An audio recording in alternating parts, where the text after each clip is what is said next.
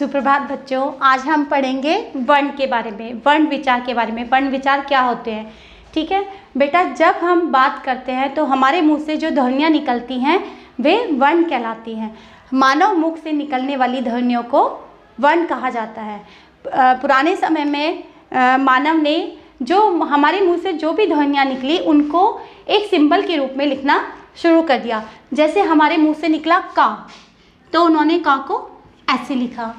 अब हमारे मुंह से निकला माँ, माँ को ऐसे लिखा। हमारे मुंह से निकला ला को संबोधित करते हुए ऐसे लिखा। ठीक है, तो हमारे मानव मुख से निकलने वाली ध्वनियों को वर्ण कहा जाता है। भाषा की सबसे छोटी इकाई ध्वनि है, इस ध्वनि को ही वर्ण कहते हैं। ठीक है, अब वर्णमाला क्या होती है? हम जब उन वर्णों को एक क्रम में व्यवस्थित करके रख देते हैं वो क्या कहलाता है? वर्णमाला कहलाती है। वर्णों के व्यवस्थित समूह को वर्णमाला कहते हैं। वर्ण कितने प्रकार के होते हैं? वर्ण 2 प्रकार के होते हैं, स्वर और व्यंजन।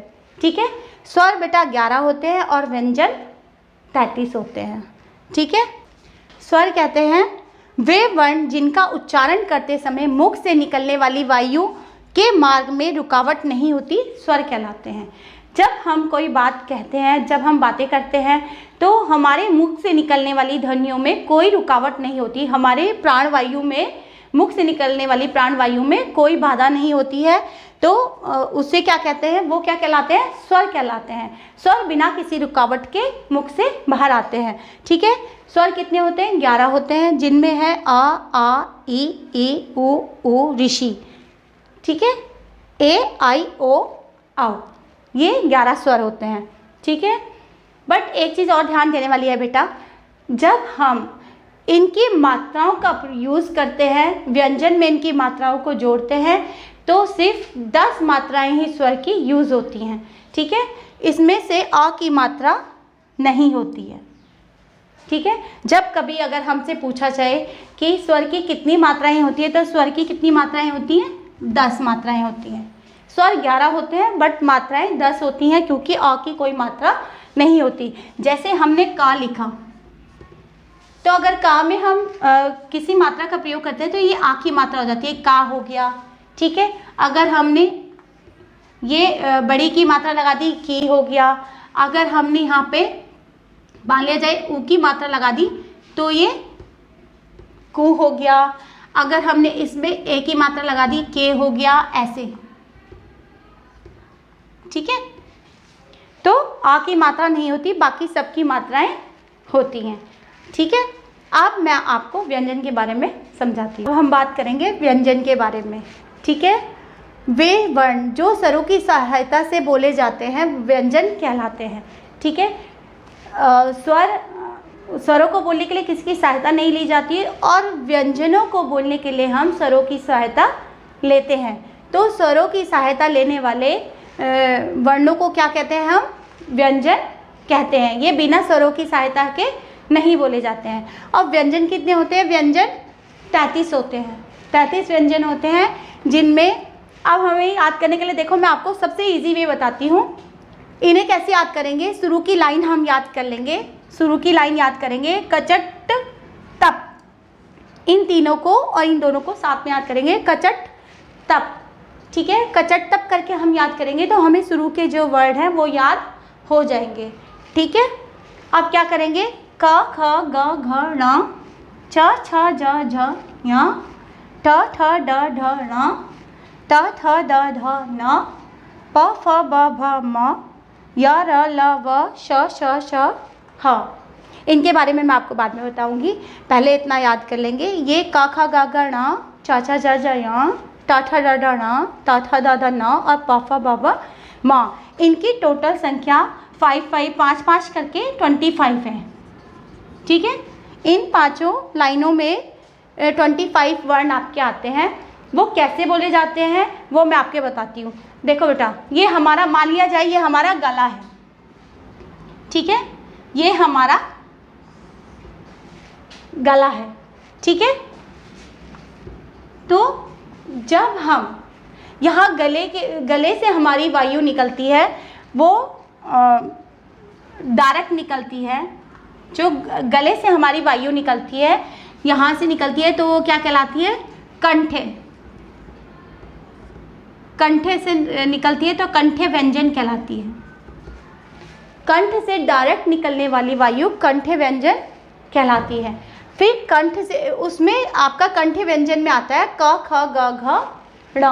आप इसे बोल के देखना, ये हमारे गले से जो वायु निकल रही है उसमें कंठे व्यंजन आते हैं जो कि क ख ग घ ण होते हैं। फिर गले से ऊपर हमारा होता है तालव्य, तालु, ठीक है, इसको तालव्य बोलते हैं। गले से थोड़ा ऊपर हमारा होता है तालव्य, जो तालव्य से, गले से हटके थोड़ा सा ऊपर से हमारी आवाज़ आती है, वो तालव्य व्यंजन कहलाती है। तालव्य व्यंजन में हमारे आते हैं च, छ, ज, झ, न। इसमें हमें गले में जोर नहीं देना पड़ता है, ये तालव्य से होकर वायु बाहर निकलती है, तो उसमें जो व्यंजन आते हैं वो होते हैं च, छ, ज, झ, न। फिर उससे थोड़ा ऊपर होता है हमारी मूर्धा। तालु से या तालव्य से ऊपर होती, थोड़ा सा ऊपर होती है मूर्धा। तो मूर्धा से जो वर्ण हमारे निकलते हैं वो होते हैं ट, ठ, ड, ढ, न, ठीक है। इसमें हमारे यहाँ पर तालु से ऊपर से हवा निकलती है, तो वो क्या कहलाती है? ट, ठ, ड, ढ, न मूर्धन्य व्यंजन कहलाते हैं, जिसमें ट, ठ, ड, ढ, न आते हैं। उससे मूर्धा से ऊपर होता है हमारा दंत, ठीक है, दंत व्यंजन। ये हमारे होते हैं दंत व्यंजन। इसमें हमारे आते हैं, दंत व्यंजन में आता है त, थ, द, ध, न। इसमें से मुंह से निकलने वाली वायु दांतों से टकराकर बाहर आती है, वो क्या कहलाते हैं? दंत व्यंजन कहलाते हैं। उसमें आता है त, थ, द, ध, न। इसमें आप ये भी देखेंगे, जो बहुत बुजुर्ग लोग होते हैं जिनके दांत नहीं होते हैं या वो नकली दांत नहीं लगा पाते हैं, वो इन वर्णों का प्रयोग नहीं कर पाते हैं, क्योंकि अगर दांत नहीं होंगे तो वायु बिना रुके तुरंत बाहर आ जाएगी, दांतों से टकराकर बाहर नहीं आएगी, तो वो इस वर्ड को नहीं बोल पाएंगे, वो त, थ, द, ध, न नहीं बोल पाते, वो दंत व्यंजन का यूज़ नहीं कर पाते, ठीक है। फिर होता ओष्ठ। ओष्ठ फिर पहले हमारी कंठे व्यंजन होते हैं, फिर तालव्य व्यंजन होते हैं, तालु के जरिए हमारी वर्ण बाहर निकलते हैं, फिर मूर्धा के से टकराकर हमारे व्यंजन बाहर निकलते हैं, फिर दंत्य से टकराकर हमारे व्यंजन बाहर निकलते हैं, जिसमें हमारा ताथा दादा ना आता है। फिर ओष्ठ से होकर जो व्यंजन हमारे बाहर निकलते हैं वो कहलाते हैं प, फ, ब, भ, म, ठीक है। इसमें ना गले का सहारा लिया जाता है, ना तालव्य का, ना मूर्धा का, ना दंत्य, ये सिर्फ पहाड़ ओष्ठ से ही बोले जाते हैं। वो व्यंजन होते हैं प, फ, ब, भ, म, ठीक है। अब आपका आता है य, र, ल, व। इसमें हम देखेंगे या और व, शुरू का और लास्ट का शब्द, या और व ये कहलाते हैं, या और व शब्द कहलाता है अर्ध स्वर।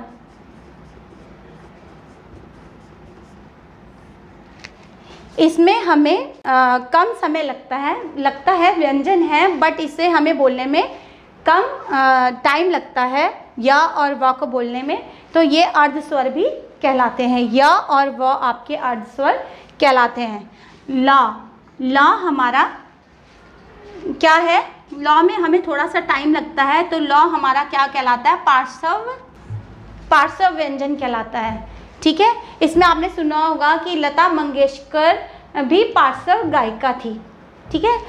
लता मंगेशकर को पार्श्व गायिका भी कहा जाता था, ठीक है। आई होप आपको ये वर्ण विचार समझ में आ गया होगा। नेक्स्ट वीडियो में मैं आपको इससे आगे की चीज़ें समझाऊंगी। तब तक के लिए बाय।